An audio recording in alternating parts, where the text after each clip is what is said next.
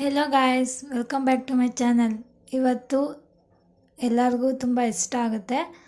ತುಂಬ ಸಾಫ್ಟಾಗಿ, ತುಂಬ ಸ್ವೀಟಾಗಿ, ತುಂಬ ಟೇಸ್ಟಿಯಾಗಿ ಕೇಸರಿ ಬಾತ್ ಮಾಡೋದು ಹೇಗೆ ಅಂತೇಳಿ ತೋರಿಸ್ಕೊಡ್ತಾ ಇದ್ದೀನಿ. ತುಂಬ ಸಿಂಪಲ್ಲಾಗಿ ಮಾಡ್ಬೋದು ಫ್ರೆಂಡ್ಸ್. ವಿಡಿಯೋ ಕೊನೆ ತನಕ ನೋಡಿ. ನಾನು ಫಸ್ಟಿಗೆ ಇಲ್ಲಿ ಚಿರೋಟಿ ರವೆ ತಗೊಂಡಿದ್ದೀನಿ. ಅದರೊಳಕ್ಕೆ ನಾವು ದ್ರಾಕ್ಷಿ, ಗೋಡಂಬಿ, ಬಾದಾಮಿನ ಹಾಕೊಬೇಕು. ನಾವು ಚಿರೋಟಿ ರವೆ ಯಾವ ಲೋಟದಲ್ಲಿ ತಗೊಂಡಿರ್ತೀವೋ ಅದೇ ಲೋಟದಲ್ಲೇ ನಾವು ತುಪ್ಪನೂ ಕೂಡ ಅಳತೆ ಮಾಡಿ ಹಾಕ್ಕೊಬೇಕು ಫ್ರೆಂಡ್ಸ್. ನಾವು ಇದನ್ನ ತುಪ್ಪದಲ್ಲಿ ಫ್ರೈ ಮಾಡಬೇಕೀಗ.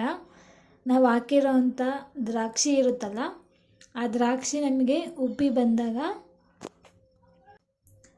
ಬಂದಾಗ ನಮಗೆ ಚಿರೋಟಿ ರವೆ ಕರೆಕ್ಟಾಗಿ ಆಗಿದೆ ಅಂತೇಳಿ ನೀವು ಮೀಡಿಯಮ್ ಫ್ಲೇಮಲ್ಲಿ ಇಟ್ಕೊಂಡು ಕ್ಲೀನಾಗಿ ಫ್ರೈ ಮಾಡ್ತಾ ಇರಬೇಕು ಫ್ರೆಂಡ್ಸ್. ನೋಡಿ ಈಗ ತುಪ್ಪ ಎಲ್ಲ ಕರಗಿ ಯಾವ ಥರ ಆಗಿದೆ ಅಂತೇಳಿ.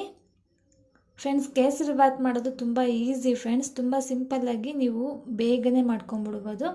ಮಿನಿಮಮ್ ಏನಿಲ್ಲ ಅಂದರೆ ಒಂದು 15 ಮಿನಿಟ್ಸಿಂದ 20 ನಿಮಿಷದೊಳಗೆ ಆಗೋಗ್ಬಿಡುತ್ತೆ ಕೇಸರಿ ಬಾತು. ಹಾಗೂ ತುಂಬ ಸಾಫ್ಟಾಗಿ ಕೂಡ ಇರುತ್ತೆ. ನೋಡ್ಬೋದು ಈಗ ಯಾವ ಥರ ತುಪ್ಪ ಎಲ್ಲ ಕರಗಿ ಕ್ಲೀನಾಗಿ ರವೆ ಆಗ್ತಾಯಿದೆ ಫ್ರೆಂಡ್ಸ್.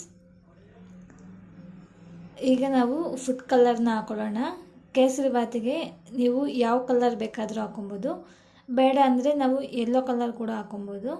ಬೇಡ ಅಂದರೆ ನೀವು ಅರಿಶಿಣದ ಪುಡಿ ಹಾಕೊಬೋದು. ಇಲ್ಲಾಂದರೆ ನಾವು ಕೇಸರಿ ಕೂಡ ಹಾಕೊಬೋದು. ನೋಡ್ಬೋದು ಫ್ರೆಂಡ್ಸ್, ಈಗ ದ್ರಾಕ್ಷಿ ಎಲ್ಲ ಉಬ್ಬಿ ಮೇಲೆ ಎಷ್ಟು ಚೆನ್ನಾಗಿ ಬಂದಿದೆ ಅಂತೇಳಿ. ನಮಗೆ ಇವಾಗ ಪರ್ಫೆಕ್ಟಾಗಿ ರವೆ ಪೂರ್ತಿಯಾಗಿ ಆಗಿದೆ ಅಂತೇಳಿ. ನಾವು ರವೆ ಹುರಿಬೇಕಾದ್ರೆ ಇನ್ನೊಂದು ಕಡೆ ಬಿಸಿನೀರನ್ನ ಇಟ್ಕೊಂಡಿರಬೇಕು. ನೀರು ಕುದಿಯೋಂಗೆ ಕಾಯ್ದಿರಬೇಕು ಫ್ರೆಂಡ್ಸ್. 1 ಲೋಟ ರವೆಗೆ ನಾವು 2 ಲೋಟ ನೀರನ್ನ ಹಾಕ್ಕೊಂಡಿದ್ದೀವಿ.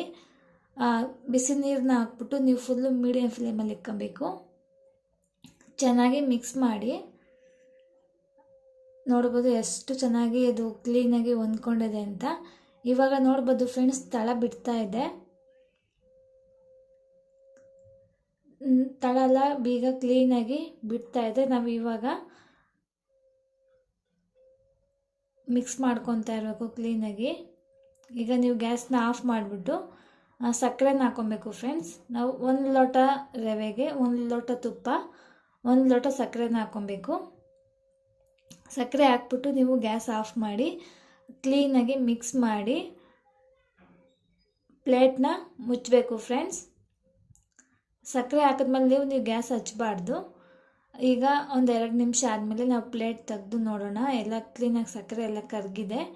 ಇವಾಗ ನೀವು ಕ್ಲೀನಾಗಿ ಒಂದು ಒಳ್ಳೆ ಮಿಕ್ಸ್ ಕೊಡಬೇಕು. ಚೆನ್ನಾಗಿ ಮಿಕ್ಸ್ ಮಾಡಬೇಕು.